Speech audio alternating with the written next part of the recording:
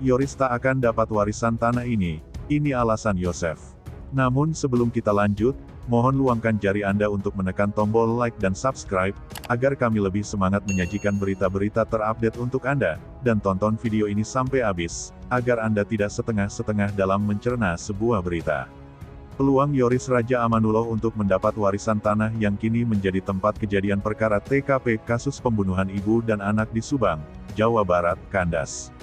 Hal ini setelah sang ayah, Yosef Hidayah memastikan tidak akan menyerahkan tanah itu kepada Yoris meski sang ibu, Tuti Suhartini dan adik, Amalia Mustika Ratu sudah tewas dibunuh dalam kasus Subang. Seperti diketahui hingga kini pembunuh Tuti dan Amel belum juga terungkap meski kasus Subang ini sudah berjalan 10 bulan. TKP yang merupakan rumah Tuti dan Amel di Jalan Cagak, Subang itu tak terawat.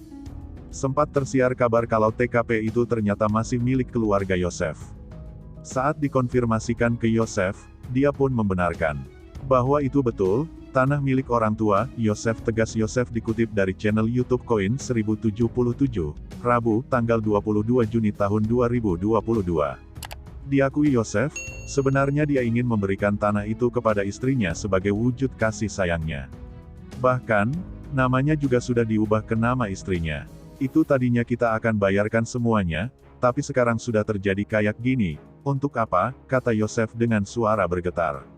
Diakui Yosef, dia kini tidak perlu tanah atau harta lagi. Karena itu, dia akan kembalikan tanah TKP itu kepada orang tua dan keluarganya. Bapak akan kembalikan. Buat apalah? Tadinya bapak untuk anak dan istri. Begitu aja, ujarnya. Diakui Yosef, dia tidak berambisi dengan harta. Bagi dia sudah bisa olahraga, punya pikiran sehat dan bisa makan sudah cukup. Sekarang sedikit banyaknya, kita punya apapun. Betul-betul Bapak rasakan, sebagai pemberian Allah SWT. Bapak tidak berambisi kepada harta, akunya. Dikatakan Yosef, tanah yang ditempati itu tadinya akan diberikan kepada Amel. Kalau udah begini untuk siapa, katanya lagi dengan suara bergetar. Kenapa tidak diberikan ke Yoris? Yosef beralasan Yoris sudah memiliki rumah dan sudah bisa mandiri sehingga tidak perlu diberi harta lagi. Sekarang udah terjadi begini buat apa? Harapan Bapak sudah hapus, pupus. Tinggal hidup sendiri, ucapnya lirih. Sebelumnya, masalah tanah TKP ini sempat menjadi bahan perbincangan Yoris dan keluarga Tuti seperti dalam video yang diunggah akun YouTube Misteri Mbak Suci. Video ini diambil saat Yoris masih satu kongsi dengan Danu dan saudara-saudara ibunya. Saat itu terlihat mereka tengah berkumpul di sebuah ruangan. Awalnya Kades Jalan Cagak Indra Zainal Alim bertanya kepada Danu tentang wasiat Tuti. Danu, almarhum itu titip pesan apa ke Danu?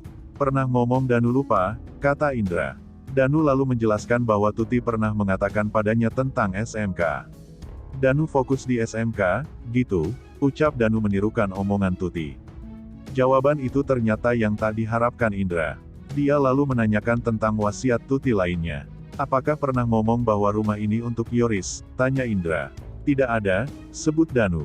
Setelah itu, Lilis, saudara Tuti lalu menyahut bahwa Tuti pernah mengatakan ingin membeli tanah sendiri yang jadi tempat tinggalnya saat ini. Karena ini tanah orang lain, kata Lilis. Lalu, siapa pemilik tanah itu? Yanti Jubaedah, istri Yoris lalu menyahut tanah yang ditempati ibu mertuanya itu masih milik keluarga Yosef. Dari keluarga si bapak, Pak Yosef, ucap Yanti. Yanti lalu menceritakan pesan Tuti sehari sebelum tewas terbunuh atau tanggal 17 Agustus tahun 2021. Saat itu Tuti berada di rumahnya dan berpesan agar Yoris dan Yanti nyaman tinggal di rumah walaupun kecil. Sambil tiduran ngomongnya, rumah kecil juga, enak ya teh, sahut Yoris menirukan omongan Tuti. Sebelumnya, kuasa hukum Yosef, Rohman Hidayat juga membenarkan jika TKP yang kini masih di garis polisi itu adalah aset kliennya. Karena itu Yosef memiliki kepentingan besar agar kasus ini segera terungkap selain juga karena ingin mendapatkan keadilan karena kehilangan istri dan anaknya. Itu jelas kapasitasnya, kalau yang lain-lain kehilangannya tidak jelas, katanya. Ditambah lagi TKP ini milik Pak Yosef, itu melekat haknya, imbuhnya. Karena itu, pihaknya membutuhkan kejelasan dari polisi untuk segera mengungkap kasus ini. Kita tunggu janji-janji Kapolda katanya diungkap di awal tahun, katanya sebelum puasa. Sekarang menjelang 1 tahun belum juga ada. Itu kan janji Kapolda harus dipenuhi. Jangan memberi angin surga terus kepada kita masyarakat, tukasnya. Selain memiliki tanah di TKP, Yosef ternyata juga pernah memiliki tanah yang dipakai untuk lapangan golf. Hal ini terungkap saat dia menjawab alasan bisa golf, meski tidak memiliki pekerjaan tetap. Menanggapi hal ini, Yosef pun mengungkap latar belakangnya yang ternyata sebelumnya adalah tuan tanah. Saya itu sebetulnya, dulu di sini, dari tahun 1973 sudah golf, kata Yosef dikutip dari channel YouTube Koin 1077, Senin, tanggal 11 April tahun 2022. Yosef pun menceritakan masa kecilnya banyak dihabiskan di kota Lembang yang berdekatan dengan lapangan golf. Saat itulah, dia kerap menjadi cadi yang tugasnya memungut bola golf di lapangan tersebut. Makanya pada kenal, katanya. Selain itu, lapangan tembak milik Sesko AU yang tak jauh dari lapangan golf, berasal dari tanah leluhurnya yang kemudian dijualnya. Biar tahu, saya itu gratis masuk ke golf Sesko AU. Waktu kecil, ngadi golf ngambilin bola. Gratis kalau saya mah, makanya jangan suzon dulu, harus berpikir positive thinking, katanya. Menurut Yosef, banyak hikmah dari fitnah yang diterimanya. Saya gak marah, dicemarkan nama baik juga gak apa-apa. Semoga segala sesuatu kembali clear. Air mengalir. Hanya Allah yang maha tahu segalanya. Manusia banyak berbohongnya daripada benernya, ungkapnya. Nah, gimana menurut kalian? Terima kasih telah menyimak video kami. Nantikan video menarik lainnya hanya di channel Up Info.